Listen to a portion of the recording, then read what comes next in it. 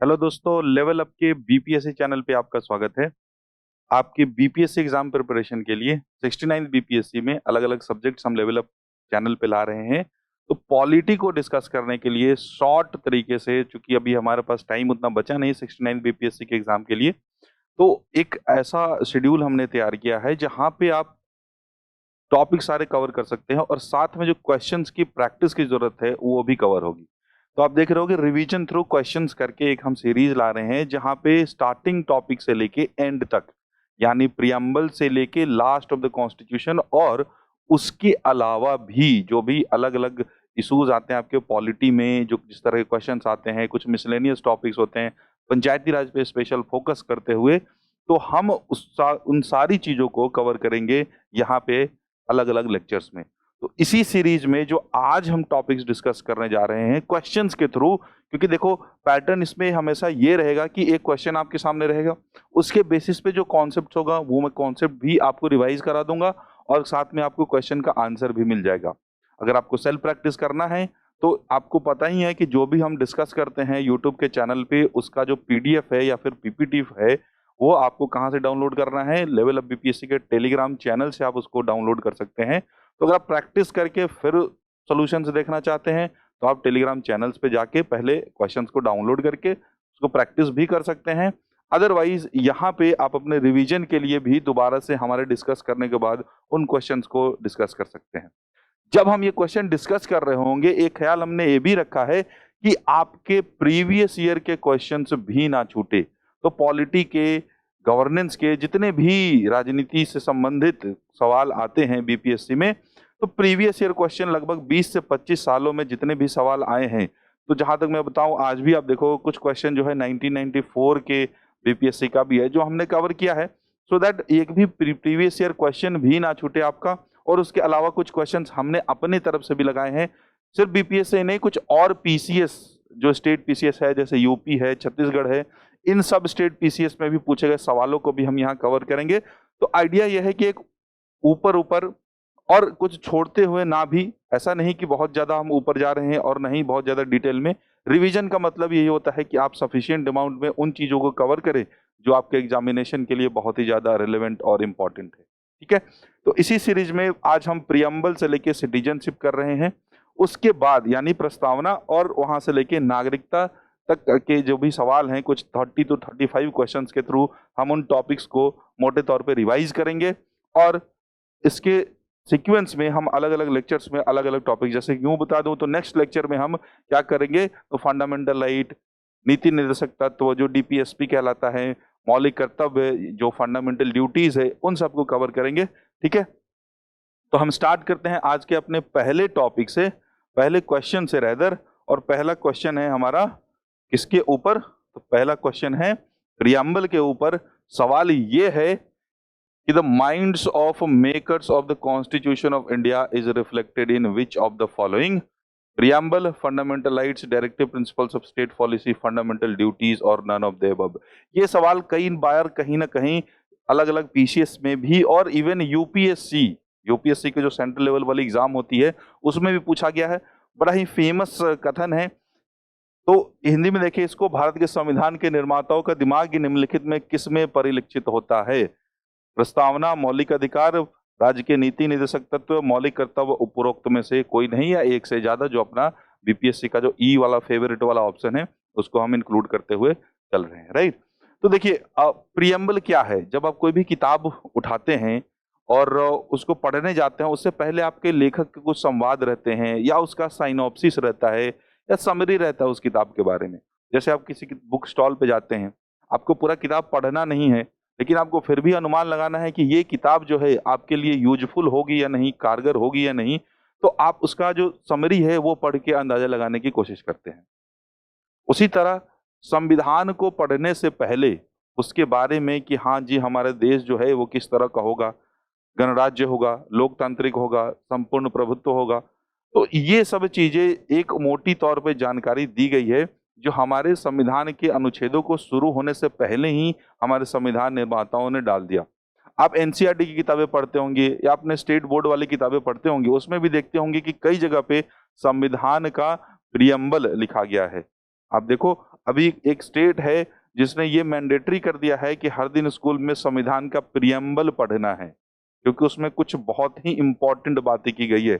जो सामान्य जन है, अगर वो पूरी संविधान ना भी पढ़े और संविधान का जो प्रस्तावना है, प्रियम्बल है, वो पढ़ लेता है, तो उसको हमारे देश और संविधान के बारे में एक मोटी मोटी जानकारी हो जाती है।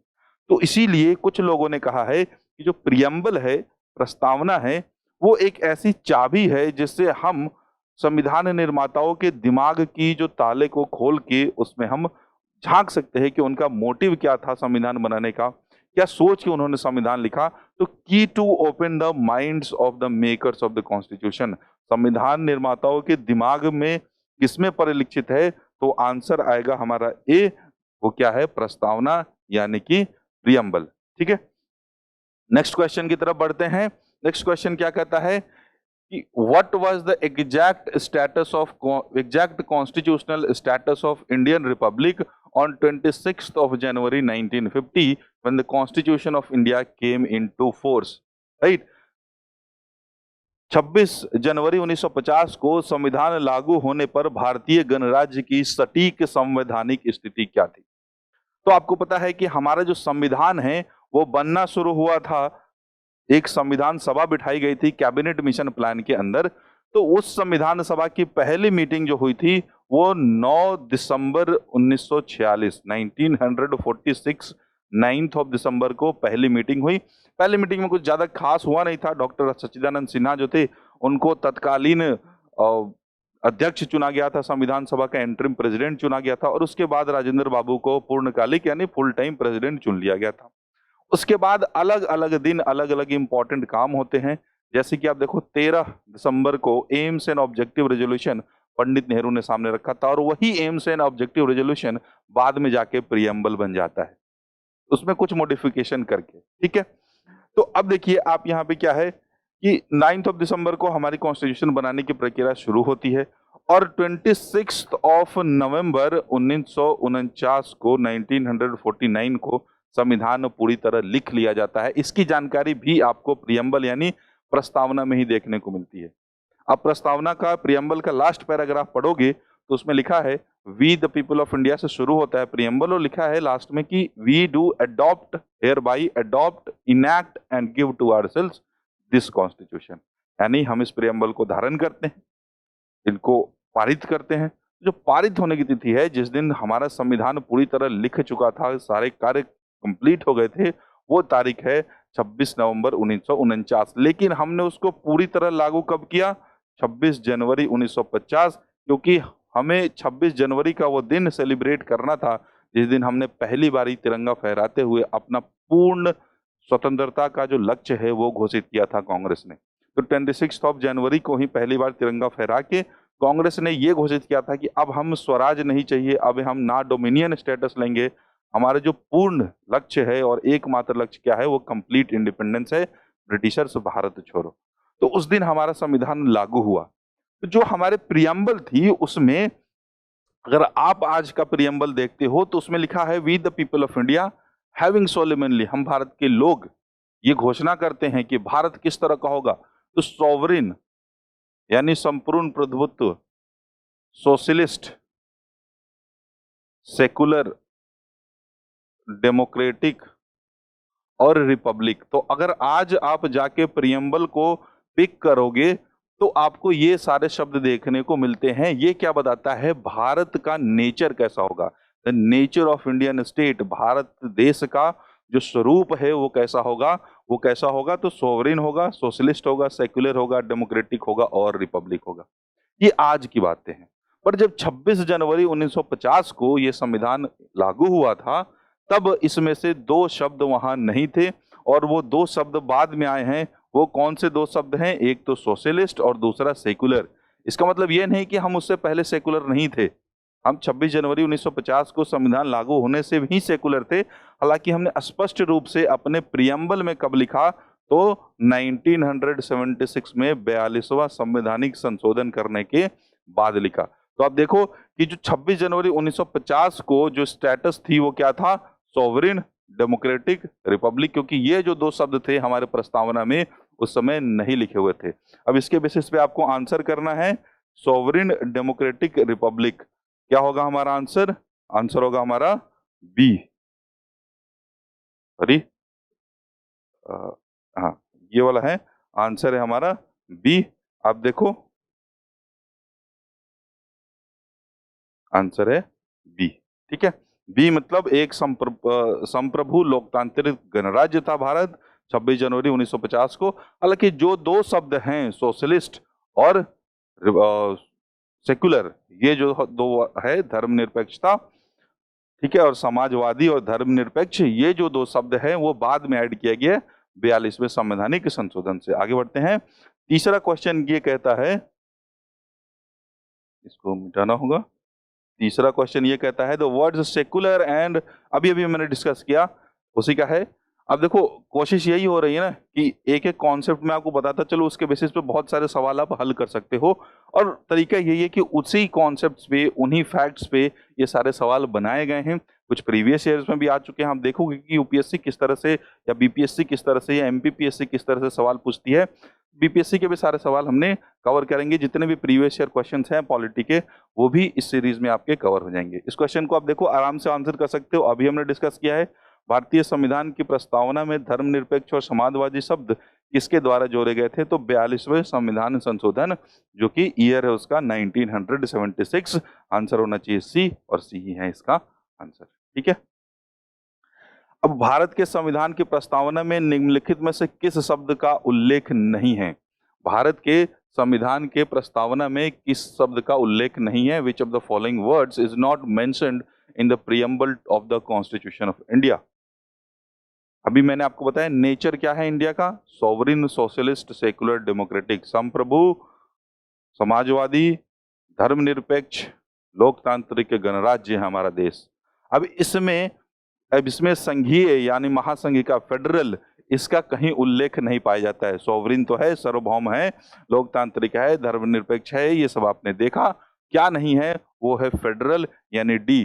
फेडरल हमारा स्ट्रक्चर है, वर्ड फेडरलिज्म का मेंशन और चर्चा जो है हमारे संविधान में कहीं नहीं किया गया है। अगर फिर भी आप देखोगे तो अनुच्छेद 1 जो है हमारे संविधान का, जो भारत का एक डेफिनेशन बताता है कि इंडिया क्या है, और भारत के दो नाम इंडिया और भारत, उसकी भी एक कहानी है। हालांकि आजकल डिबेट में बहुत चल रहा है इंडिया वर्सेस भारत, क्योंकि अपोजिशन की एक अलायंस बनी है जिसका नाम इंडिया है, और उसको प्रोजेक्ट किया जा रहा है कि गवर्नमेंट वाली अलायंस उसको भारत लेके चल रही है। तो इंडिया दैट इज भारत का जो डिस्प्यूट चल रहा है, अब उसका आप देखो बेसिस की है, क्यों है लड़ाई, क्यों है? क्योंकि हमारे संविधान में ही दो शब्दों से, दो नामों से हमारे देश को जाना जाता है।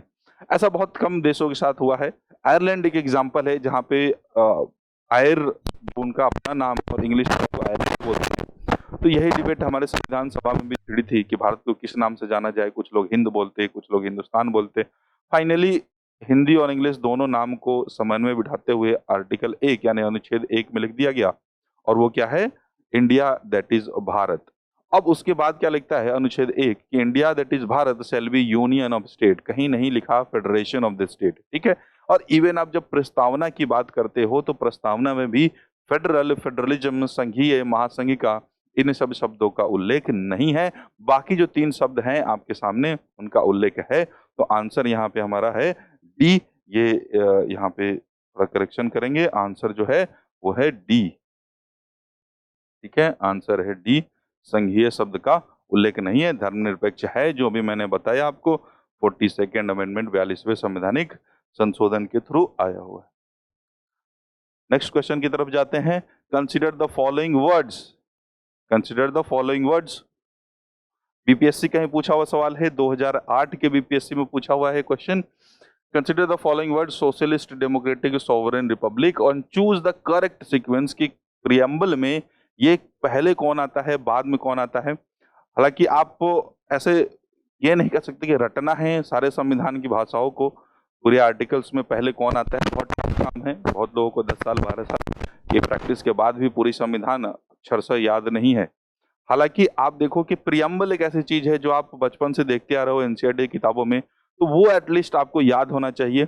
और इस पे एक नहीं 2-3 बार बीपीएससी ने क्वेश्चन पूछा है, सिमिलर क्वेश्चन। मैंने उसमें से एक निकाला है क्योंकि एक क्वेश्चन को बार बार रिपीट करने का कोई मतलब था नहीं। तो यही क्वेश्चन पूछा है कि पहले कौन आता है, बाद में कौन आता है। देखिए यहाँ पे जो वर्ड्स है हमारे सामने वो socialist, democratic, sovereign and secular. तो मैंने आपको क्या बताया है कि क्या है इंडिया का नेचर। अगर आप उसको याद रखे होंगे अब तक तो आपको तो समझ में आ गया होगा भाई। ठीक है, क्या है? सोवरेन, सोशलिस्ट, सेकुलर, डेमोक्रेटिक जो कि यहाँ ऑप्शन में है नहीं, एंड रिपब्लिक। तो रिपब्लिक होगा जो सबसे लास्ट में आएगा।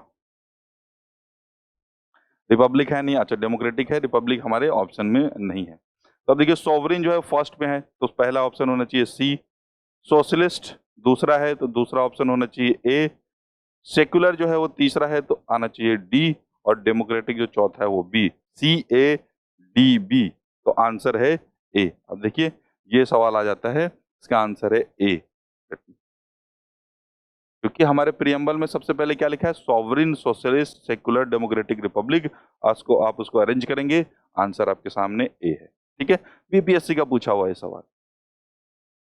अगले क्वेश्चन की तरफ बढ़ते हैं। ये क्वेश्चन है थोड़ा सा स्टेटमेंट वाइज भी क्वेश्चन सब पूछने लगे बीपीएससी, हालांकि कम रहती है उसकी मात्रा, तो हमने भी कम ही रखा है। एक दो इस तरह के क्वेश्चन आपको देखने मिलेंगे। Consider the following statements in regard to the preamble of the Constitution and select the correct one using the quotes given below. The objective resolution by Jawaharlal Nehru finally became the preamble. Jawaharlal Nehru द्वारा दिया गया प्रस्ताव अंततः प्रस्तावना बन गया। अभी चर्चा के समय मैंने आपको बता दिया था कि जवाहरलाल नेहरू ने ही ऑब्जेक्टिव रेजोल्यूशन रखा था, जो कि बाद में थोड़े बहुत चेंजेस के बाद, अमेंडमेंट करने के बाद हमारा प्रस्तावना के रूप में स्वीकार कर लिया गया संविधान सभा द्वारा। ठीक है, नेक्स्ट क्वेश्चन, ये गैर परिवर्तनीय है। गैर परिवर्तनीय क्या मतलब होता है कि मान लीजिए आपके पास एक अधिकार है जो मौलिक अधिकार है। फॉर एग्जाम्पल आप समझिए कि मौलिक अधिकार आपके क्या हैं? राइट टू इक्वालिटी, समानता का अधिकार, या फिर वाक्य की स्वतंत्रता, वचन एवं अभिव्यक्ति की स्वतंत्रता, freedom of speech and expression. तो आपको कुछ कहना है, पब्लिक मीटिंग करनी है और आपको कोई रोक दे, तो ये आपके मौलिक अधिकार का हनन है, जिसका उपचार अनुच्छेद 32 यानी राइट टू कॉन्स्टिट्यूशनल रिपेंडेंस में दिया हुआ है। आप सीधा सीधा सुप्रीम कोर्ट में जा सकते हैं और सुप्रीम कोर्ट आपके अधिकारों की रोक, आपके अधिकारों के ऊपर जो रोक लगाई गई थी उसके कारण हुई हानि के लिए आपको क्षतिपूर्ति यानी मुआवजा, कंपनसेशन दे सकता है, और जिस व्यक्ति ने किया उसको पनिशमेंट भी दे सकता है, रिट भी जारी कर सकता है। अलग अलग तरीके के रिट भी जारी किए जाते हैं। तो मौलिक अधिकार क्या है कि अगर उसका पालन नहीं होता है, अगर किसी मौलिक अधिकार का पालन नहीं होता है, तो आप उसकी सुरक्षा के लिए अदालत जा सकते हैं, न्यायालय जा सकते हैं। इसलिए उसको क्या बोलते हैं? प्रवर्तनीय, enforceable by the courts of law. लेकिन कुछ ऐसे प्रावधान हमारे संविधान में हैं, जैसे कि मौलिक कर्तव्य, जैसे कि राज्य के नीति निर्देशक तत्व यानी डीपीएसपी, और जैसे कि प्रस्तावना। प्रस्तावना में लिखी हुई कुछ बातें, जैसे प्रस्तावना में लिखी हुई है equality of opportunity and status, justice, social, economic and political. तो ये सारी चीजें अभी हमारे राज्य के लिए 1950 में लागू करना पूर्णतः उतनी इकोनॉमिक कैपेसिटी नहीं थी हमारे देश की। इस वजह से इनको गैर परिवर्तनीय ही रख दिया गया कि जैसे ही क्षमता का विकास होता जाएगा हमारे देश में, इन सब प्रावधानों को हम लागू करते जाएंगे। तो प्रियम्बल जो है, इसके ऊपर डिबेट ये था कि क्या जो प्रस्तावना है वो हमारे संविधान का हिस्सा है कि नहीं। तो केशवानंद भारती और उसके बाद मिनर्वा मिल्स केस में सुप्रीम कोर्ट ने स्पष्ट कर दिया है कि प्रियम्बल जो है वो संविधान का हिस्सा तो है, हालांकि जो इसके प्रावधान है, जो इसके शब्द है, वो गैर परिवर्तनीय है। अगर इसकी पूर्ति नहीं होती है तो कोई भी पर्सन, कोई भी व्यक्ति अदालत नहीं जा सकता कि सरकार द्वारा इसकी पूर्ति की जाए, क्योंकि ये गैर परिवर्तनीय है, नॉन इन्फोर्सिएबल है, नॉन जस्टिसिएबल है। तो दूसरा स्टेटमेंट भी सही है। इसमें संशोधन नहीं किया जा सकता। आपको मैंने बताया है कि प्रियम्बल में संशोधन किया गया है 42nd अमेंडमेंट एक्ट 1976 में, मतलब किया तो जा सकता है, तभी तो हुआ है। और इस संशोधन को गैर संवैधानिक भी करार नहीं किया गया है। हालांकि सुप्रीम कोर्ट ने स्पष्ट रूप से भी कहा है कि प्रियम्बल जो है प्रस्तावना है, संविधान का हिस्सा है। संशोधन इसमें हो सकता है, लेकिन वो संशोधन बेसिक स्ट्रक्चर यानी कि मूलभूत ढांचे को खंडित ना ही करे। तो प्रियम्बल में पहला बात ये गैर परिवर्तनीय है, दूसरी संविधान का हिस्सा है। संशोधन हो सकता है वैसे ही जैसे संविधान के बाकी हिस्सों में होता है, लेकिन संसद भवन किसी भी हद तक संशोधन नहीं कर सकती। उस पर एक लिमिट लगा हुआ है कि वैसा कोई भी संशोधन जो है वो संविधान के मूलभूत ढांचे को क्षति ना पहुंचाए। ठीक है। चौथा क्या है, प्रस्तावना संविधान के विशिष्ट प्रावधान को खत्म नहीं कर सकती। यानी कि मान लीजिए कि प्रस्तावना में कुछ लिखा है और अनुच्छेद 1 से लेकर 395 यानी दोनों स्पेसिफिक प्रोविजंस किसी आर्टिकल के बीच में और प्रियम्बल में लिखे गए किसी कथन के बीच में डिस्प्यूट हो गया, तो जो प्रायोरिटी है वो किसको दी जाएगी, जो आर्टिकल्स लिखे हैं उसको दी जाएगी, प्रस्तावना को नहीं दी जाएगी। क्योंकि प्रस्तावना सिर्फ एक जरिया है संविधान निर्माताओं के मन को टटोलने का, और उसके लिए आप किसी स्पष्ट रूप से लिखे प्रावधान से कॉम्प्रोमाइज नहीं कर सकते। राइट। तो यहाँ पे जो हमारा ऑप्शन है बी सही है, क्योंकि थर्ड वाला जो ऑप्शन है मैंने आपको बताया कि संशोधन हो सकता है, इसलिए ऑप्शन फॉल्स है। पहला ट्रू है, दूसरा भी ट्रू है और चौथा भी ट्रू है। फॉल्स कौन है, तो तीसरा 1, 2 एंड 4 यानी बी जो है हमारा ऑप्शन सटीक बैठ रहा है। राइट। अगले क्वेश्चन की तरफ चलते हैं। भारत के संविधान की प्रस्तावना के अंतर्गत किस प्रकार के न्याय की परिकल्पना की गई है? Which type of justice has been envisaged under the preamble to the Constitution of India? तो आप एक बार पढ़ना प्रियम्बल हमारे इस लेक्चर के बाद और देखना कि क्या लिखा है हमारे प्रियम्बल में। तो प्रियम्बल लिखता है, We the people of India, having solemnly resolved to constitute India into a sovereign, socialist, secular, democratic republic. तो यहाँ तक भारत की nature and to secure to all its citizens, Bharat के सभी नागरिकों को देना क्या, justice, social, economic and political, liberty of belief, faith, worship and equality of status and of opportunity. तो किस तरीके की जस्टिस यानी किस तरीके की न्याय की बात की गई है? सोशल, सामाजिक न्याय, इकोनॉमिक, आर्थिक न्याय और पॉलिटिकल यानी राजनीतिक न्याय। तो तीन तरह की जस्टिस यानी न्याय की बात की गई है। कितने तरह की? सामाजिक, आर्थिक और राजनीतिक न्याय की बात की गई है। तो इसमें से तीनों हैं। हमारा आंसर क्या होना चाहिए? उपरोक्त में से एक से अधिक यानी डी होना चाहिए इसका आंसर, क्योंकि सोशल जस्टिस की भी बात की गई है प्रियम्बल में, इकोनॉमिक जस्टिस की भी बात की गई है प्रियम्बल में और पॉलिटिकल जस्टिस की भी बात की गई है प्रियम्बल में। ठीक है। नेक्स्ट क्वेश्चन की तरफ बढ़ते हैं। The goal of constitution is to secure और assure all of its citizens justice, social and economic, liberty of thought and expression, equality of opportunity and dignity of the individual. हमारे जो preamble है उसमें क्या इंश्योर करने की बातें की गई है? तो मैंने आपको जस्टिस के बारे में बता दिया। तीन तरह की जस्टिस है, social, economic and political. Liberty है of belief, faith, worship, equality of status and opportunity. तो ये सब तो है। अवसर की समानता है, स्थिति की समानता है, विचार और अभिव्यक्ति यानी liberty of belief, faith and worship की समानता है, न्यायिक, सामाजिक एवं आर्थिक न्याय है, व्यक्ति की गरिमा। यानी जब आप अंतिम फेज में पहुंचते हो आप प्रियम्बल को, तब आप क्या देखोगे कि it talks about assuring the dignity of the individual and unity and integrity of the nation. तो हमारे संविधान में एक बार संशोधन हुआ था, पहले इंटीग्रिटी ऑफ द नेशन नहीं था, तो तीन वर्ड 42वें संशोधन से जोड़े गए थे। पहला था सोशलिस्ट, दूसरा था सेकुलर, जो दो के बारे में मैंने बता दिया, और तीसरा जो जोड़ा गया था वो इंटीग्रिटी था। तो ये तीन शब्द प्रस्तावना में 42वें संशोधन के बाद जोड़े गए थे। डिग्निटी ऑफ द इंडिविजुअल यानी व्यक्ति की गरिमा पहले से ही उसमें मौजूद है। तो हमारा आंसर है डी, क्योंकि इन सारी ये चीजें, न्याय, सामाजिक एवं आर्थिक, विचार एवं अभिव्यक्ति की स्वतंत्रता, अवसर की समानता और व्यक्ति की गरिमा, इन सब सिद्धांतों का उल्लेख हमारे प्रस्तावना यानी प्रियम्बल में बकायदा लिखा हुआ है। अगले क्वेश्चन की तरफ। भारत एक गणतंत्र है, इसका अर्थ है इंडिया इज रिपब्लिक। तो आप सिंपली कंपेयर करो कि हमारे ऊपर लगभग 200-250 साल तक ब्रिटेन का शासन रहा है। ब्रिटेन की शासन प्रणाली क्या है? वहां प्रधानमंत्री होता है, वहां संसदीय प्रणाली है। हमारे यहाँ भी एक प्रधानमंत्री होते हैं और हमारे यहाँ भी संसदीय प्रणाली है।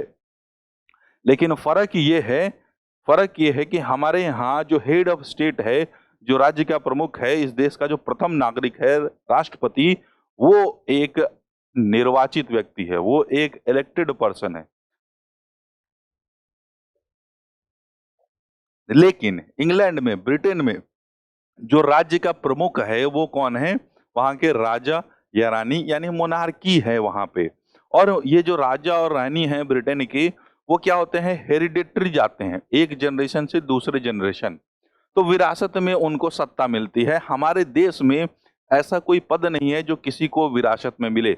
तो जिस दिन भारत गणराज्य घोषित हुआ, गणराज्य घोषित होने का मतलब यही होता है कि आपका जो हेड ऑफ स्टेट है वो निर्वाचित हो। निर्वाचित होने का मतलब है कि कोई भी जो पद है, संवैधानिक पद है या कोई भी सरकारी पद है, वो किसी भी व्यक्ति विशेष या उसके परिवार के लिए सुरक्षित या रिजर्व नहीं होगा। हेरिडेटरी वंशवाद का कोई भी कॉन्सेप्ट हमारे देश में नहीं बच जाएगा। तो ये एक फर्क है हमारे और इंग्लैंड के बीच में।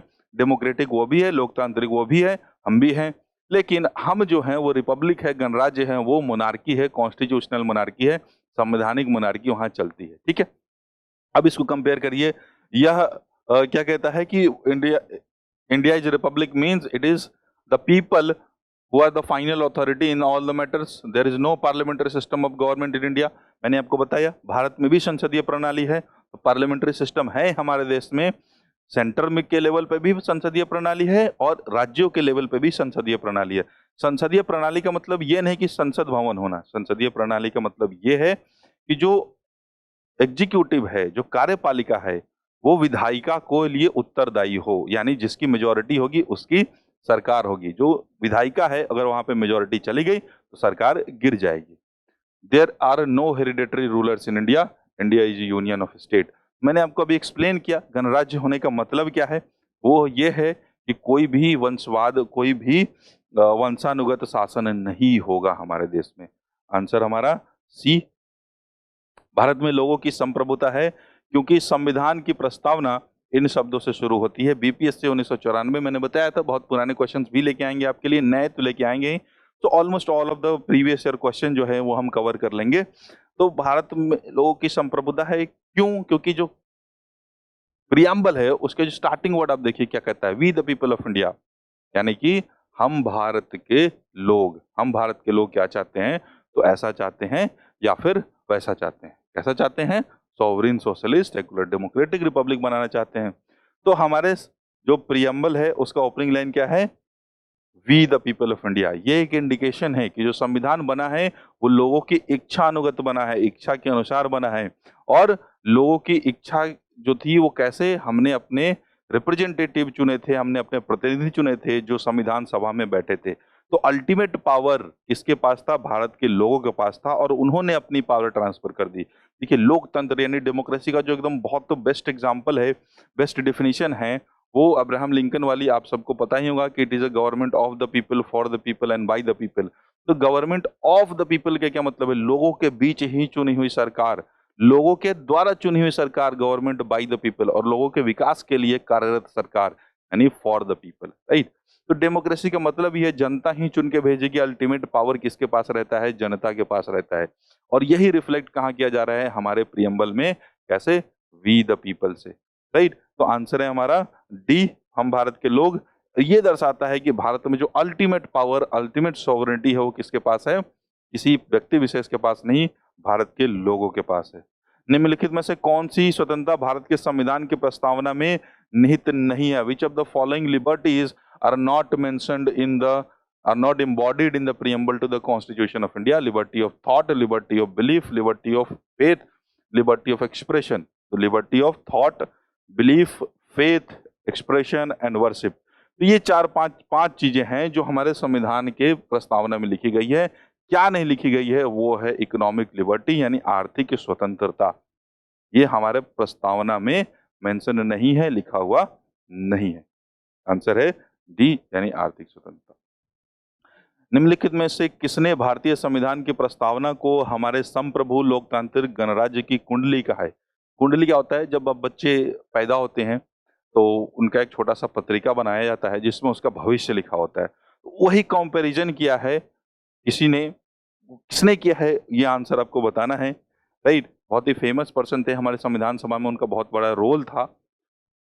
इसे कंफ्यूज मत होना, बहुत लोग बोलेंगे कि अंबेडकर जी का सबसे बड़ा रोल था, लेकिन मैंने किसी और के बारे में इंडिकेट किया, उनका भी बहुत बड़ा रोल था। ठीक है, तो आप देखो कि ये भारत के प्रस्तावना को, संविधान के प्रस्तावना को हमारे सॉवरेन डेमोक्रेटिक रिपब्लिक की कुंजी किसने कहा है? Who has called it as horoscope of our sovereign democratic republic? तो आंसर है डी, के एम मुंशी साहब। ठीक है। सर्वोच्च न्यायालय ने सबसे पहले किस मामले में घोषणा की थी कि प्रस्तावना संविधान का हिस्सा नहीं है? अभी अभी हालांकि मैंने आपको स्पष्ट कर दिया है कि प्रस्तावना जो है वो संविधान का हिस्सा है। ठीक, तो एक छोटी सी डिबेट इसी बात की थी कि जो प्रस्तावना है वो संविधान का हिस्सा है या नहीं, क्योंकि उसके दो रीजन होते हैं। अनुच्छेद 368 आप देखो, अनुच्छेद 368 जो है भारतीय संविधान का, वो एक शक्ति देता है किसको? पार्लियामेंट को, संसद भवन को, संविधान में किसी भी प्रकार का संशोधन करने के लिए। तो संविधान में किसी भी प्रकार का संशोधन जो संसद भवन सक्षम है वो कैसे कर सकती है? तो अनुच्छेद 368 के अंतर्गत वो संशोधन किया जा सकता है। अब बहुत बारी ये डिबेट चल रहा था कि संविधान में का हिस्सा जो है वो प्रस्तावना है ही नहीं, preamble is not a part two the constitution. तो जो कॉन्स्टिट्यूशन का पार्ट नहीं है उसमें पार्लियामेंट संशोधन कैसे कर सकती है? क्योंकि अनुच्छेद 368 तो संविधान के भाग में संशोधन करने की अनुमति देता है। तो मुद्दा ये है कि जो प्रियम्बल है, जो प्रस्तावना है, वो संविधान का हिस्सा है या नहीं। अगर हिस्सा नहीं है तो 368 के अंदर संसद भवन के पास शक्ति नहीं है संशोधन करने के प्रियम्बल में। अगर हिस्सा है तो प्रियम्बल में संशोधन यानी प्रस्तावना में संशोधन, अमेंडमेंट किया जा सकता है, और किस हद तक किया जा सकता है।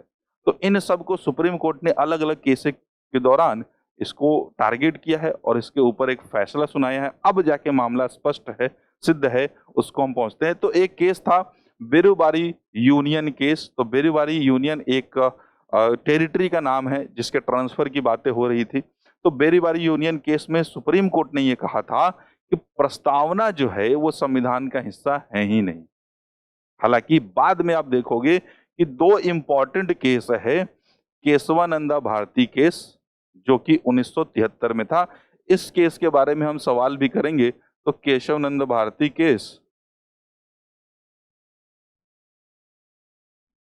24 अप्रैल 1973 में बहुत ही फेमस, आप कह सकते हैं कि हमारे संविधान के इतिहास में इससे बड़ा और इससे इंपॉर्टेंट महत्वपूर्ण फैसला नहीं हो सकता, क्योंकि ये फैसला वह फैसला है जिसने भारतीय संविधान के इतिहास को दो भागों में बांट दिया।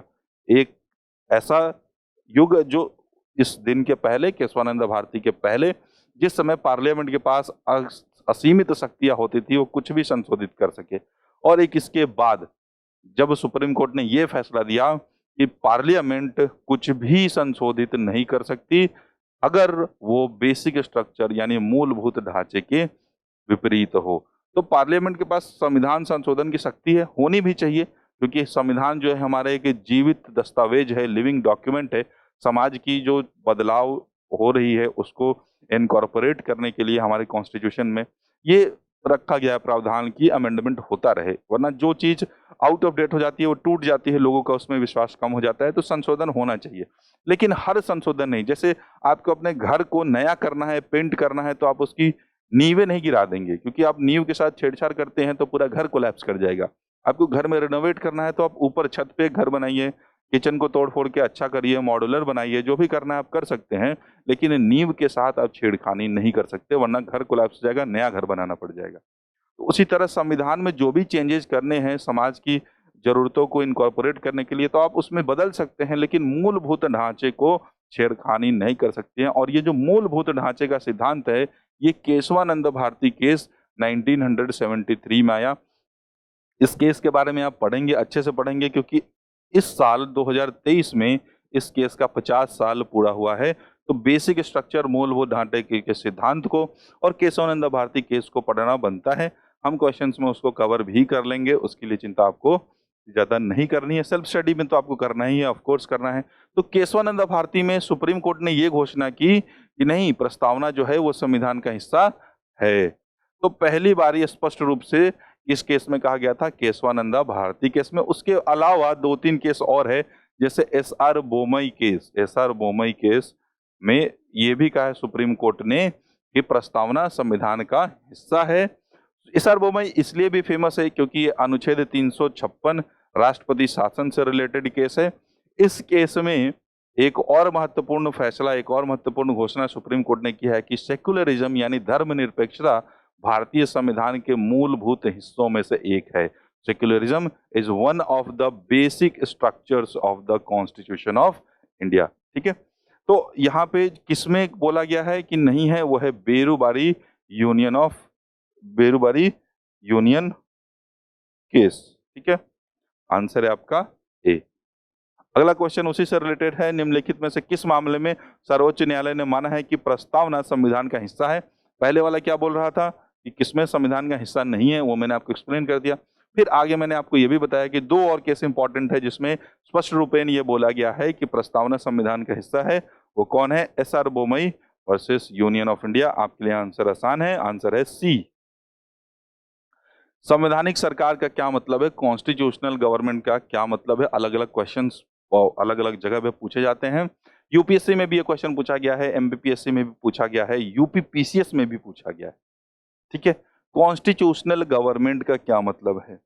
आप जानते हो कि संविधान होता है देश में, संविधान के कुछ अपनी प्रक्रियाएं हैं, जरूरतें हैं, इस वजह से हमारे देश में संविधान है, या फिर जितने भी देश में संविधान है उसका एक अपना जरूरत है। या फिर यूं कहें, अगर मैं आपसे ये सवाल पूछूं कि संविधान की जरूरत ही क्यों है देश में? कहते हैं कि मेन आर बॉर्न फ्री, जो इंसान है वो स्वतंत्र रूप से पैदा लेता है, लेकिन उसके बाद he is everywhere surrounded in change. जहां भी जाता है उसको अलग अलग तरह की बेड़ियां मिल जाती है। ऊपर वाले ने सबको बराबरी और स्वतंत्र करके भेजते हैं ऊपर वाले, लेकिन आप जैसे ही पैदा लेते हो, घर वालों की रिस्ट्रिक्शंस, समाज के रिस्ट्रिक्शंस, ये करो वो नहीं करो, फिर गवर्नमेंट के रिस्ट्रिक्शंस, स्कूल कॉलेजेस के रिस्ट्रिक्शंस, तो मेन तो बॉर्न फ्री हुआ था, लेकिन ये रिस्ट्रिक्शंस कहाँ से आ गए? तो जो हमारे ऊपर रिस्ट्रिक्शन लगा रहे हैं, क्या उनके ऊपर रिस्ट्रिक्शन है कि नहीं? तो इन सब सवालों का जवाब संविधान से मिलता है। कैसे? तो जब इंसान शुरू शुरू में प्राइमिटिव लाइफ जीता था, एक आदि मानव की जिंदगी जीते थे, तो घूमते थे, शिकार करते थे, खाते थे, सो जाते थे। धीरे धीरे उन्होंने कृषि यानी एग्रीकल्चर सीख लिया, तो उनकी जो नोमैडिक घुमंतु वाली जिंदगी थी वो रुक गई, क्योंकि एग्रीकल्चर करने के लिए आपको एक दो जगह टिकना पड़ता है 3-4 महीने। एग्रीकल्चर आया तो सरप्लस हुआ, अधिक मात्रा में होने लगा उपजाऊ जमीन। सरप्लस जब होता है तो क्या होता है, अगर मैं 1 रुपए कमा रहा हूँ और रोज 1 रुपए खा जा रहा हूँ तो मेरे पास कोई संपत्ति इकट्ठा नहीं होती। लेकिन मैं 1 रुपए कमा रहा हूँ, उसमें से 50 पैसे मेरे बच जा रहे हैं, तो 1 साल के बाद आप देखोगे कि आपके पास कुछ संपत्ति आ गई। तो जब एग्रीकल्चर करके लोग सरप्लस क्रिएट करने लगे तो लोगों के पास संपत्ति होने लगी, और उस संपत्ति होने से ही क्या होता है कि खतरा, लक्ष्मी सबको बराबर नहीं मिलती है। ठीक है, और जिसको कम मिलती है वो चाहता है कि दूसरों की हथिया ले। तो प्रॉपर्टी के रिलेटेड और सेफ्टी के रिलेटेड इंसानों के विवाद था। आप इतिहास जब पढ़ते हो देखते हो कि ट्राइबल वॉर्स होते थे, गाय को लेके, गोधन को लेके लड़ाइयाँ हुई हैं ट्राइब्स में। तो ये इन लड़ाइयों से बचने के लिए, इंसानों को बचाने के लिए एक ऐसी अथॉरिटी की जरूरत थी जो उनको प्रोटेक्शन दे सके। तो निर्माण हुआ राज्य का, स्टेट का। यानी वो स्टेट पुराने जमाने में राजा के द्वारा संचालित था, आज लोकतंत्र के द्वारा संचालित है। तो स्टेट का क्या था ड्यूटी कि आप प्रोटेक्शन दोगे, और जनता को क्या करना था कि अपने अपने कुछ अधिकार स्टेट को दे देने थे कि हम भाई फुल्ली फ्री नहीं देंगे, आप जो बोलोगे हम मानेंगे, उसके बदले में आप हमारी रक्षा करना। जैसे आप एग्जाम्पल लो, घर में आपकी रक्षा करना माता पिता की जिम्मेवारी है, तो माता पिता का कहना भी तो मानना पड़ता है, ऐसे जगह पे मत जाना, रात को 8 बजे के बाद मत जाना। तो सुरक्षा के लिए आपको कुछ अपने अधिकार भी सरेंडर करने होते हैं। वही एक कॉन्ट्रैक्ट, वही एक निविदा संविदा घोषित हुई हमारे और समाज के बीच में, स्टेट के बीच में। अब मुद्दा यह था कि धीरे धीरे स्टेट की पावर बढ़ती गई, पुलिस फोर्स, मिलिट्री फोर्स, ये सब स्टेट इकट्ठा करने लगा, राजा भी के पास भी था। तो स्टेट पावरफुल हो रहा था और वो चाह रहा था कि इंसानों के जितने भी नागरिक है ज्यादा से ज्यादा अधिकार हमारे पास रह जाए। तो ये जरूरी हो गया था कि उस स्टेट के बढ़ते हुए पावर को रोका जाए, उसके ऊपर लिमिटेशन लगाया जाए। तो जरूरत पड़ी संविधान की, जो ये तय कर दे कि राज्य की शक्ति कितनी है और जनता के अधिकार कितने हैं। तो संविधान एक ऐसी चीज है जो राज्य के ऊपर, सरकार के ऊपर और स्टेट के ऊपर एक लगाम लगाता है, एक रोक लगाता है, ताकि जनता के अधिकार सुरक्षित रहे। तो it is a tool to limit the government, it is a tool to restrict the government, या फिर हम यूं कहें, any government limited by the law is called constitutional government. यानी वैसी सरकार जिसपे कानून का लगाम हो, वो क्या कहलाता है? संवैधानिक सरकार कहलाता है। या फिर हम वहां पे कॉन्स्टिट्यूशनलिज्म, संविधानवाद उस देश में चलता है। जरूरी नहीं है कि हर देश जहाँ पे कॉन्स्टिट्यूशन है वहां पे संविधानवाद कॉन्स्टिट्यूशनलिज्म हो ही। आप एग्जाम्पल ले लीजिए, हिटलर। हिटलर एक डिक्टेटर था, तानाशाह था, तो वो जो कहेगा वो उस देश के लिए कानून तो बन जाएगा, उस देश का संविधान वही है। लेकिन क्या हिटलर के ऊपर किसी तरह की रुकावट थी, रोक थी? नहीं। तो वहां पे कॉन्स्टिट्यूशन तो था लेकिन कॉन्स्टिट्यूशनलिज्म नहीं था, उसका लोप था। तो यहाँ पे इस डिस्कशन के बाद अब देखिए संवैधानिक सरकार का क्या मतलब है। ऐसा सरकार जिसकी संविधान की ऐसी सरकार जिसकी शर्तें संविधान द्वारा सीमित की गई हो। Government limited by the terms of constitution is called constitutional government. ठीक है, आंसर होना चाहिए सी। नहीं, सी नहीं, यहाँ पे सी गलत है, डी होगा आंसर। डी है, इसको फिर से करेक्ट कर देते हैं हम, ये डी है आंसर, डी आंसर है डी। संविधान की शर्तों द्वारा सीमित सरकार, a government limited by the constitution, this is mean constitutional government. Constitutional government का मतलब ये नहीं सीधा तौर पे आप मानेंगे वैसी सरकार जो संविधान के द्वारा बनाई गई, नहीं। कॉन्स्टिट्यूशनल गवर्नमेंट का मतलब हमेशा ये होता है कि वैसी सरकार जिसकी शक्तियों पे सीमा लगाई गई हो, उसका सीमा निर्धारण किया गया हो। ऑफ कोर्स कौन करेगा? वो संविधान ही करेगा। आंसर इसका D.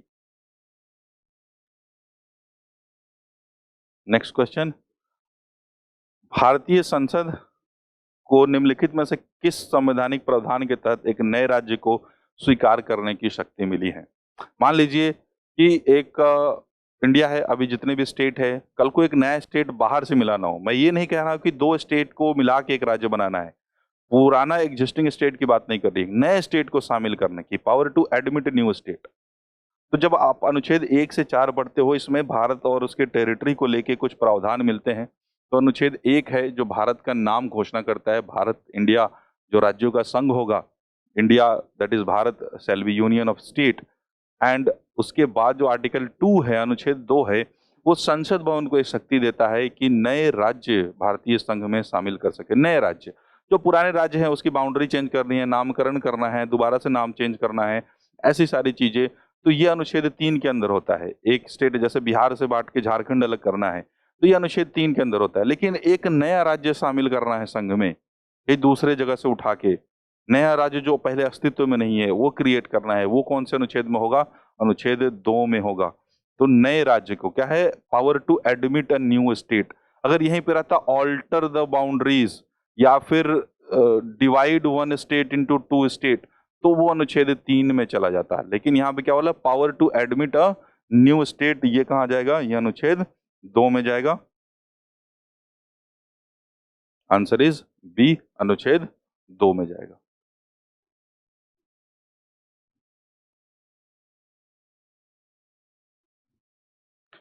According to article 1 of the constitution of India, India क्या है? भारत के संविधान के अनुच्छेद 1 में आपको कितनी बार बता चुका हूं आज के लेक्चर में ही, तो India is a union of state. Bharat जो है राज्यों का एक संघ है।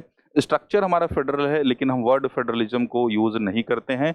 राज्यों के संघ के रूप में ही भारत जाना जाता है। इंडिया दैट इज भारत, 2 नाम यूज किए गए हैं, और वो क्या है? वो राज्यों का संघ है। आंसर जो हमारा है वो बी है। India is a union of state, sorry union of state, D है। राज्यों का संघ, हिंदी में ट्रांसलेशन एरर है, राज्यों का संघ, राज्यों का संघ है, यूनियन ऑफ स्टेट है, राज्यों का संघ। India is a union of state.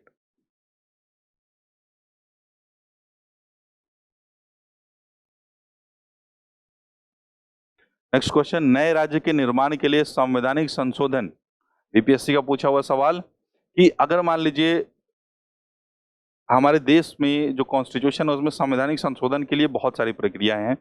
कुछ संवैधानिक संशोधन ये चाहते हैं कि 2/3 बहुमत के साथ हो, कुछ 2/3 बहुमत के साथ 50% स्टेट की भी स्वीकृति होनी चाहिए। कुछ संवैधानिक संशोधन ऐसे हो सकते हैं जो सिर्फ एक साधारण बहुमत यानी 50% प्लस 1 से हो। पार्लियामेंट तक जब मैं पहुंचूंगा तो आपको सारे बहुमत की एक सूची बता दूंगा, कितने तरह की बहुमत होती है, कैसे होती है। ठीक है, तो यहाँ पे देखो सवाल क्या कह रहा है कि creation of new states require a majority for constitutional amendment. तो ये जो प्रक्रिया है पूरी क्रिएशन ऑफ न्यू स्टेट की, वो अनुच्छेद 3 में दी गई है।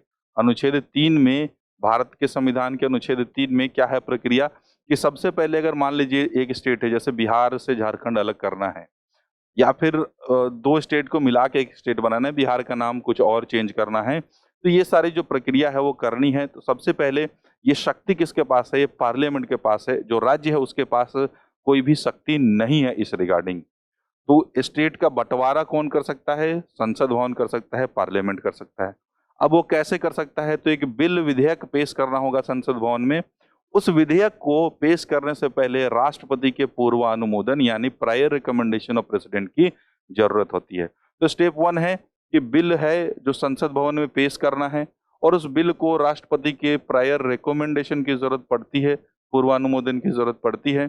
और एक बार वो बिल पेश हो गया तो राज्यों के पास, जो संबंधित राज्य जैसे बिहार का बंटवारा करना है, तो उनसे उनका सुझाव मांगने के लिए प्रस्ताव भेजा तो जाता है, लेकिन राज्य द्वारा दिया गया सुझाव बाइंडिंग नहीं होता है, वो मान्य करना मजबूरी नहीं होती है संसद भवन की।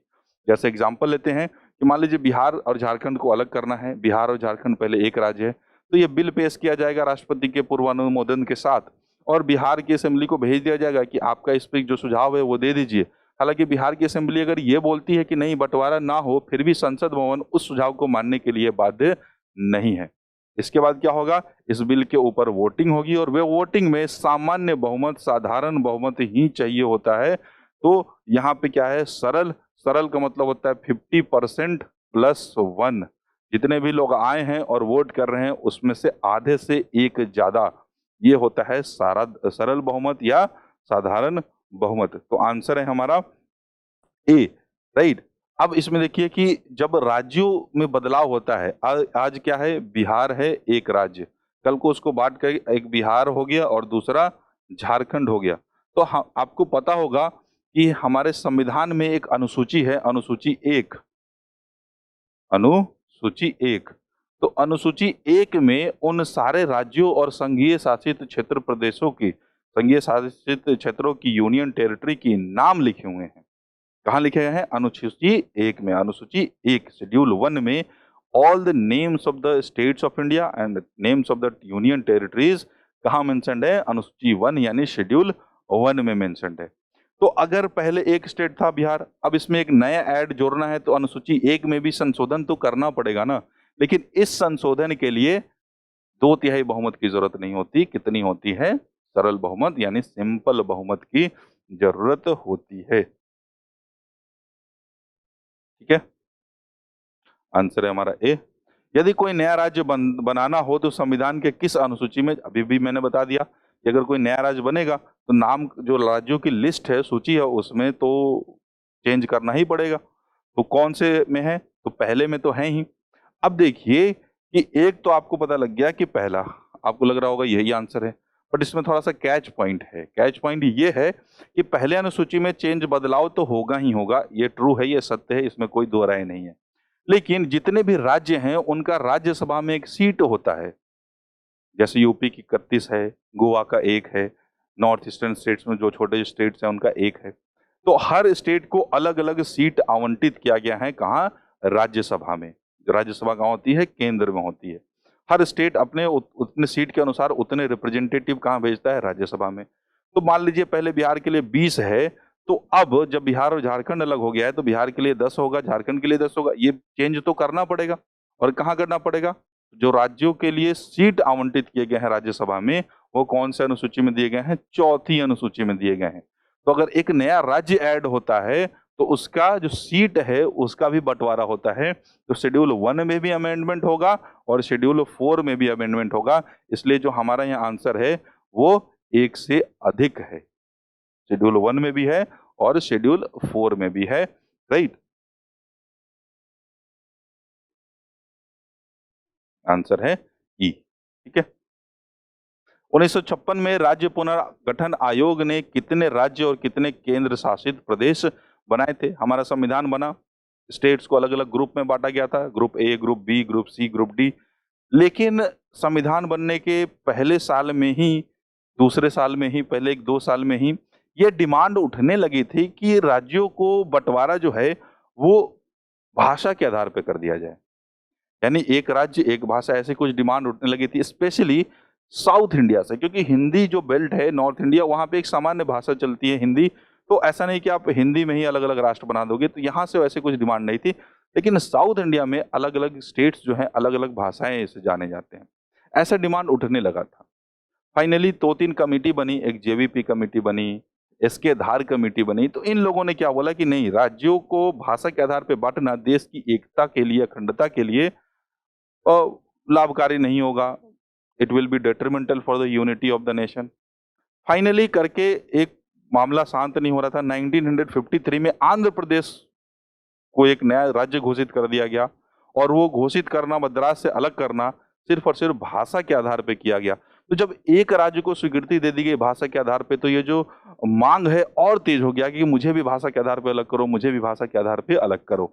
फजल अली कमेटी बनी, और उस फजल अली कमेटी ने ये घोषणा कर दिया कि हाँ जी, राज्यों को भाषा के आधार पे बांट देना चाहिए, लेकिन जरूरी नहीं है कि हर एक भाषा के लिए हम एक राज्य देंगे। भाषा के आधार पे विभाजन तो करेंगे, लेकिन अब एक भाषा के आधार पे एक राज्य दोगे तो इंडिया में कई 100 राज्य बन जाएंगे। There are many languages in India. तो फाइनली एक स्टेट रीऑर्गेनाइजेशन, राज्य का पुनर्गठन अधिनियम बनाया गया, और उसमें हमारे राज्यों का पुनर्गठन किया गया। कुछ राज्य थे और कुछ केंद्र शासित प्रदेश। तो 14 राज्य और 6 केंद्र शासित प्रदेश बनाए गए। कहाँ पे? 1956 में। किसके आधार पे? भाषा के आधार पे। धीरे धीरे हम देखेंगे कि कई राज्य उसमें से फिर अलग होते हैं। पंजाब हरियाणा अलग होता है, बिहार झारखंड अलग होता है, यूपी से उत्तरांचल अलग होता है, अब उसका नाम उत्तराखंड हो गया। एमपी से छत्तीसगढ़ अलग होता है, फिर सिक्किम, ये सब राज्य नहीं था, सिक्किम बनता है। असम से टूट के फिर अरुणाचल बनता है। तो बहुत सारे नए राज्य बाद में हमारे देश में ऐड होते गए हैं।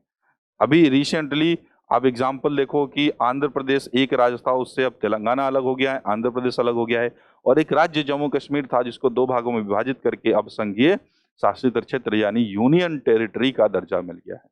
तो ये चेंजेस होते रहते हैं, और ये पावर किसके पास है, शक्ति किसके पास है? तो ये संसद भवन के पास शक्ति है राज्यों में बदलाव कर सकने की। ठीक है, इस क्वेश्चन का आंसर ए है।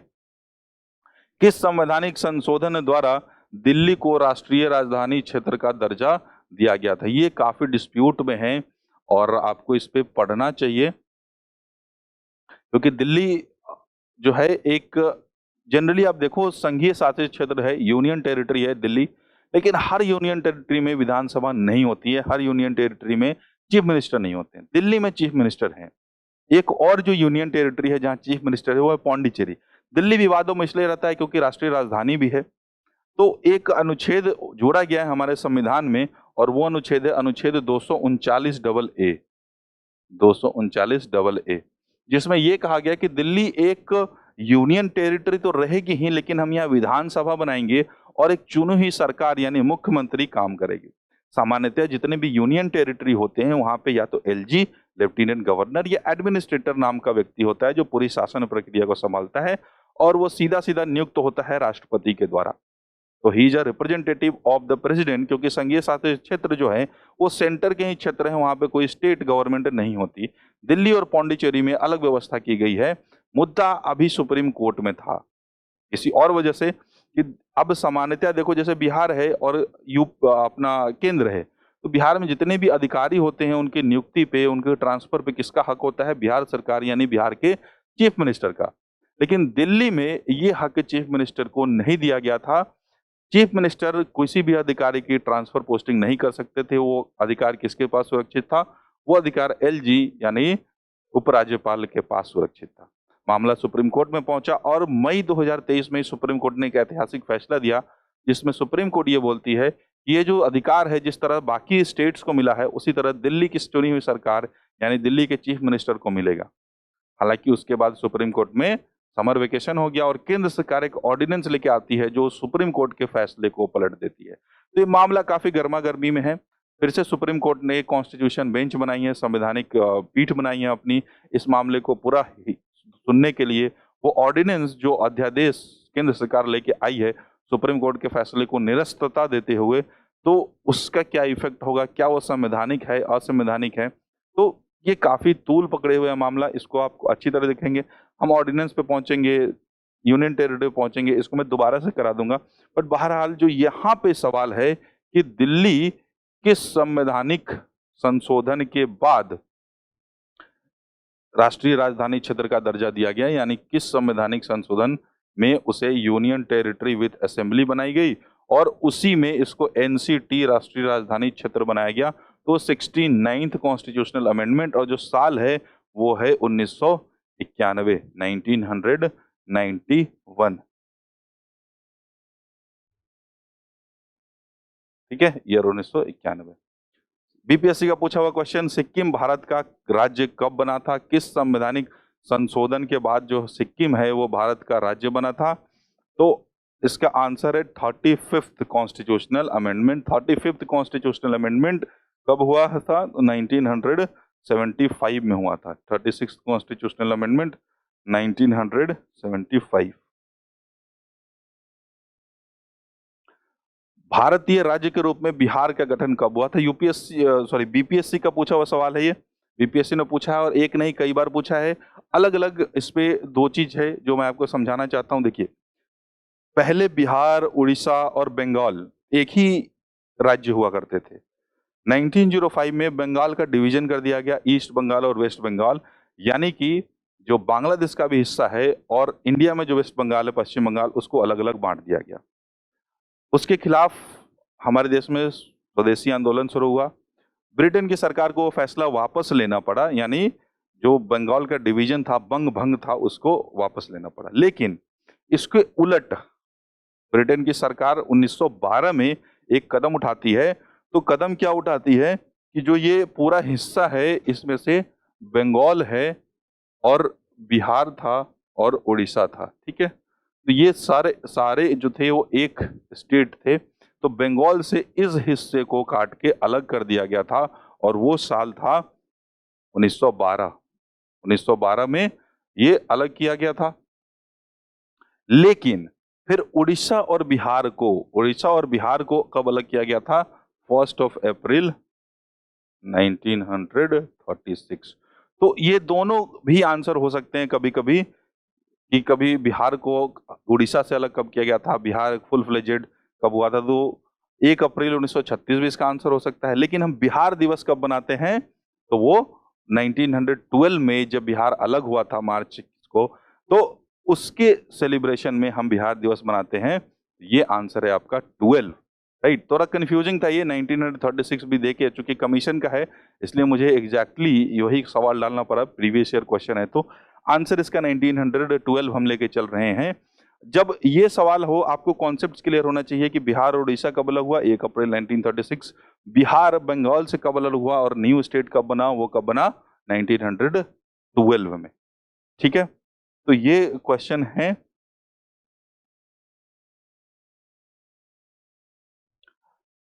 मैंने आपको इस क्वेश्चन का जो ये सामने क्वेश्चन है, भाषाई आधार पर गठित पहला राज्य, मैंने आपको बताया भी था 1953 में बना था। और वो कौन सा स्टेट था? वो था आंध्र प्रदेश। आंध्र प्रदेश पहला स्टेट था 1953 में जो भाषा के आधार पे अलग हुआ था। नेक्स्ट क्वेश्चन क्या कहता है? भारत के संविधान के किस भाग में हमें नागरिकता से संबंधित प्रावधान मिलते हैं? तो हमारा जो संविधान है टोटल उसको 25 भागों में बांटा गया है। पहले जो ओरिजिनल कॉन्स्टिट्यूशन था उसको 22 भागों में बांटा गया था। तो जो पार्ट 1 भाग 1 है वो अनुच्छेद 1 से 4 तक है। इसमें भारत के संघ और उसके क्षेत्र, इंडियाज यूनियन और इस टेरिटरी के बारे में बात करता है। भाग 2 जो अनुच्छेद 5 से लेकर 11 तक है वो सिटीजनशिप यानी नागरिकता के बारे में बात करता है। भाग द्वितीय जो है हमारा आंसर है इस सवाल का। नेक्स्ट क्वेश्चन, भारत के संविधान द्वारा किस तरह की नागरिकता प्रदत्त है? Which kinds of citizenship is provided? तो हमारे संविधान का अनुच्छेद 9 ये कहता है कि अगर भारत का कोई भी नागरिक किसी अन्य देश की नागरिकता ग्रहण कर लेता है तो भारत की नागरिकता रद्द मानी जाएगी। दिस मीन्स एक समय पे भारत के एक ही नागरिकता हो सकती है। तो क्या है? एकल नागरिकता, single citizenship and single domicile. This is what it is recognised by the constitution of India. भारत में एकल नागरिकता और एकल आवास ये की प्रणाली है। तो सिंगल सिटीजनशिप, और ये भारतीय संविधान के अनुच्छेद 9 द्वारा सुनिश्चित किया गया है। तो सी है हमारा आंसर। निम्नलिखित में से कौन नागरिकता प्राप्त करने के लिए शर्तें निर्धारित करने में सक्षम है? ये शक्ति जो है वो संविधान के अनुच्छेद 11 में दी गई है। अनुच्छेद 11 संविधान के अनुच्छेद 11 में दी गई है। और ये शक्ति किसे दी गई है? ये शक्ति संसद को दी गई है, सिर्फ और सिर्फ संसद भवन यानी पार्लियामेंट को दी गई है। राज्यों के जो विधानमंडल है, विधानसभा या विधान परिषद, उनका कोई अधिकार नहीं है नागरिकता के मामले में। सिर्फ और सिर्फ संसद भवन ही नागरिकता के ऊपर कानून बना सकती है। और इसी रिगार्डिंग संसद भवन ने क्या बनाया है? नागरिकता अधिनियम 1955। बीपीएससी 2020 में पूछा हुआ सवाल, क्योंकि 2019 में अमेंडमेंट हुआ था जो काफी डिस्प्यूट में था, नागरिकता संशोधन CAA या CAB जो भी बोलते हैं, जिसमें अफगानिस्तान, पाकिस्तान, बांग्लादेश के गैर मुस्लिम लोगों को भारतीय नागरिकता ग्रहण करने में कुछ रियायतें, कुछ छूट दी गई थी, जिसको लोगों ने सांप्रदायिक कानून बोला था, क्योंकि धर्म के आधार पे आप कोई कानून बना रहे हैं। सवाल ये है कि ये जो अधिनियम है वो कब पारित हुआ था?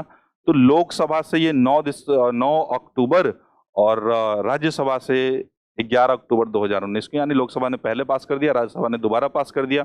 तो फाइनली 11 अक्टूबर 2019 को यह अधिनियम पारित किया गया था। बीपीएससी ने 2020 में क्वेश्चन पूछा, 2019 की बात थी, काफी करंट अफेयर्स में था। नागरिकता अधिनियम में भारत की नागरिकता प्राप्त करने के कितने तरीके दिए गए हैं? कुल 5 दिए गए हैं। जन्म से, by birth, by descent, by registration, by naturalisation, प्राकृतिकरण से, और एक है एक्विजिशन ऑफ टेरिटरी। 5 तरीके से भारत की नागरिकता ग्रहण की जा सकती है। आंसर है हमारा डी। आंसर है हमारा डी। डी होना चाहिए इसका answer. D is the correct. तो पहला है बर्थ, दूसरा है डिसेंट। डिसेंट मतलब ओरिजिन, मूल, मूल, जन्म, रजिस्ट्रेशन यानी पंजीकरण, नेचुरलाइजेशन यानी प्राकृतिकरण, और एक्विजिशन ऑफ टेरिटरी यानी भूमि अधिग्रहण। ये 5 तरीके हैं जिसके बेसिस पे भारत की नागरिकता ग्रहण की जाती है। आंसर है डी। खोने के 3 तरीके हैं। नागरिकता प्राप्त करने के 5 और 3 सिचुएशन में भारत से की नागरिकता से किसी को वंचित किया जा सकता है। ये कहाँ दिया गया है? दोनों चीजें, पाने और खोने की। तो नागरिकता अधिनियम 1955 में दिए गए हैं। भारत की नागरिकता किस विधि से प्राप्त नहीं की जा सकती? बीपीएससी का पूछा हुआ 1996 का क्वेश्चन है। 5 तरीके तो मैंने आपको बता दिए। जन्म है, नेचुरलाइजेशन यानी प्राकृतिकरण है, भूमि अधिग्रहण, जो भारत सरकार अपनी कोई और भूमि अपने अधीन लेती है तो उसके जो नागरिक है सामान्यतः भारत के नागरिक बन ही जाएंगे, तो भूमि अधिग्रहण है। भारत के बैंकों में पैसा जमा करने से कोई भारत का नागरिक नहीं बन जाता, इतने भी धन के लोभी लोग नहीं है हम। ठीक है, तो ये कुछ क्वेश्चंस है जो किसके वजह से नहीं की जा सकती। आंसर है हमारा डी। आंसर है हमारा डी। आंसर है डी। बीपीएससी पूछा हुआ क्वेश्चन है 1996 का। इतने क्वेश्चंस हमने कवर किए हैं। और टॉपिक जो हमने कवर किए हैं वो कौन से कवर किए हैं? टॉपिक जो हमने कवर किए हैं वो सिटीजनशिप कवर किया। अभी सिटीजनशिप के कुछ क्वेश्चन देखा आपने। फिर उससे पहले हमने यूनियन टेरिटरी अनुच्छेद 1 से 4 भाग 1 कवर किया और प्रस्तावना काफी डिटेल में कवर किया है। अगले लेक्चर में जो हम कवर करेंगे वो क्या करेंगे? फंडामेंटल राइट, मौलिक अधिकार, directive principles of state policy, राज्य के नीति निर्देशक तत्व, और फंडामेंटल ड्यूटीज यानी मौलिक कर्तव्य, इन सब को हम कवर करेंगे। अब उसके लिए आपको क्या करना है? तो इस सीरीज को देखते रहिए। ज्यादा से ज्यादा 10 से 15 लेक्चर्स में कोशिश ये रहेगी 10 से 15 घंटे में आपको पूरी पॉलिटी रिवाइज कराने की। पॉलिटी से लगभग बीपीएससी 10 से 12 क्वेश्चन भी पूछता है, तो 10 से 12 नंबर आपके 10 घंटे की वीडियो से अगर आ रहा है तो उसमें कोई ज़्यादा बुराई मुझे नज़र आती नहीं है। आपको कुछ काम करना है, चैनल सब्सक्राइब करेंगे तभी आपको नोटिफिकेशन मिलेगा, तो उसको सब्सक्राइब करिए। इसके पीडीएफ्स जो हैं आपको टेलीग्राम ग्रुप्स में मिलते हैं। Telegram group level up BPSC का जो टेलीग्राम ग्रुप है आप उसको ज्वाइन करेंगे और जुड़े रहिए। Stay tuned. हम साथ ही सारे सब्जेक्ट्स के लेक्चर्स आपके लिए लेके आ रहे हैं। थैंक यू, धन्यवाद।